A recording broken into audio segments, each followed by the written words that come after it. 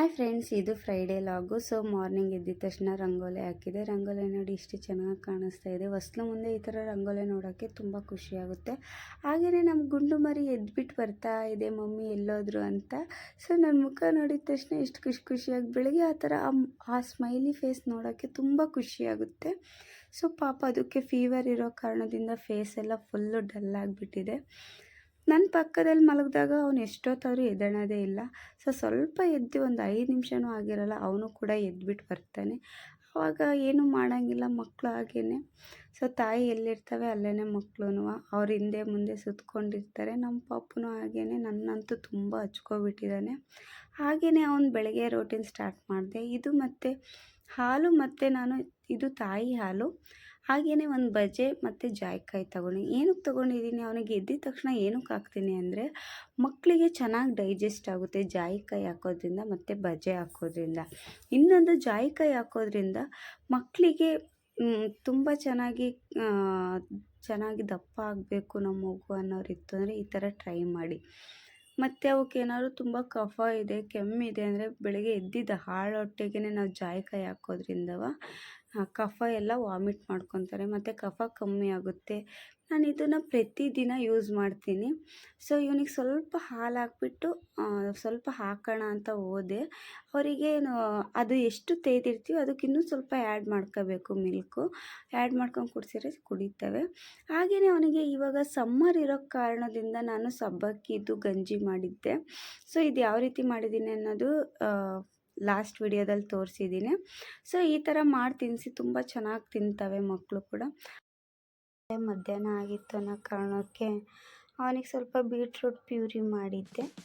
So ಅದೆಲ್ಲ ಮುಗಿಸ್ಕೊಂಡು ಸಂಜೆ ಎಲ್ಲ 5 ಗಂಟೆ ಆಗಿತ್ತು. ನಾನು ಕೂಡ ಇನ್ನೂ ವಾರ ಆಗಿಲ್ವಲ್ಲ ಅಂದ್ಕೊಂಡೆ, ಅಲ್ಲೇ 5 ಗಂಟೆ ಆಯ್ತಲ್ಲ ಅಂದ್ಕೊಂಡೆ. ಸೊ ಅಷ್ಟರಲ್ಲೇ ಬೇಗ ಸ್ನಾನ ಮಾಡಿಕೊಂಡು ನೆಲ ಒರೆಸ್ಕೊಂಡು ಪೂಜೆ ಮಾಡೋಕ್ಕೆ ಸ್ಟಾರ್ಟ್ ಮಾಡಿದೆ.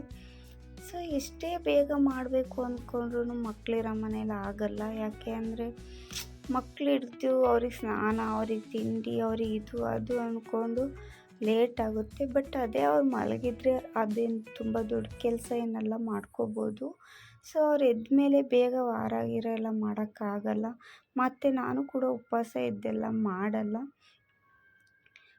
ಹಾಗೆ ಫೈನಲಾಗಿ ಪೂಜೆ ಅಂತೂ ಮುಗೀತು. ಪೂಜೆ ಮುಗಿದು ನೆಕ್ಸ್ಟು ನಾನು ಹಾಗೆ ಕೂತಿದ್ದು. ನನ್ನ ತಂಗಿ ಮೀಶೋದಿಂದ ಕಾಲ್ ಬಂತು, ಏನು ಬಂದಿದೆ ಅಂತ ನೋಡೋಕ್ಕೆ ಹೋದು. ಸೊ ಮಗುಗೆ ಅಂತ ನಾನು ಒಂದು ಜ್ಯೂಸ್ ಮಾಡೋಕ್ಕೆ ಒಂದು ಮಿಕ್ಸಿ ಜಾರ್ ಬುಕ್ ಮಾಡಿದ್ದೆ. ಸೊ ತುಂಬ ಚೆನ್ನಾಗಿತ್ತು ಕೂಡ ಮಿಕ್ಸಿ ಜಾರು. ನೋಡಿ ಫ್ರೆಂಡ್ಸ್, ನೀವು ಮಕ್ಕಳಿಗೆ ಏನಾದರೂ ಸ್ವಲ್ಪನೇ ಹಾಕಿ ಮಾಡಬೇಕು ಅಂದರೆ ಈ ಥರ ಜಾರ್ ಯೂಸ್ ಮಾಡ್ಕೋಬೋದು. ಇದು ತುಂಬ ಚೆನ್ನಾಗಿತ್ತು. ಬರೀ ಇದು ಕೇವಲ 220 ಅಷ್ಟೇ. ತುಂಬ ಚೆನ್ನಾಗಿತ್ತು. ನನಗಂತೂ ತುಂಬ ಇಷ್ಟ ಆಯಿತು. ಸೊ ಇದನ್ನು ನಾವು ಮೀಶೋದಲ್ಲಿ ಈ ಥರ ಥಿಂಗ್ಸ್ನ ಬುಕ್ ಮಾಡಿದರೆ ಏನು ಲಾಸ್ ಇಲ್ಲ. ಯಾಕೆಂದರೆ ತುಂಬ ಚೆನ್ನಾಗಿರ್ತವೆ ಥಿಂಗ್ಸು. ಬಟ್ ಅದೇ ಬಟ್ಟೆ ಚೆನ್ನಾಗಿರಲ್ಲ. ಬಟ್ಟೆ ಬದಲು ಈ ಥರ ಥಿಂಗ್ಸ್ ಬುಕ್ ಮಾಡಿ ಚೆನ್ನಾಗಿರುತ್ತೆ. ಹಾಗೆಯೇ ನಾನು ಒಂದು ಮ್ಯಾಟ್ ಕೂಡ ಬುಕ್ ಮಾಡಿದ್ದೆ. ಈ ಮ್ಯಾಟ್ ಏನಕ್ಕಪ್ಪ ಅಂದರೆ ನಮ್ಮ ಪಾಪು ಕೆಳಗಡೆ ಆಟ ಆಡ್ತಾನೆ ಮತ್ತು ಇದು ಟೈಲ್ಸ್ ನೆಲ.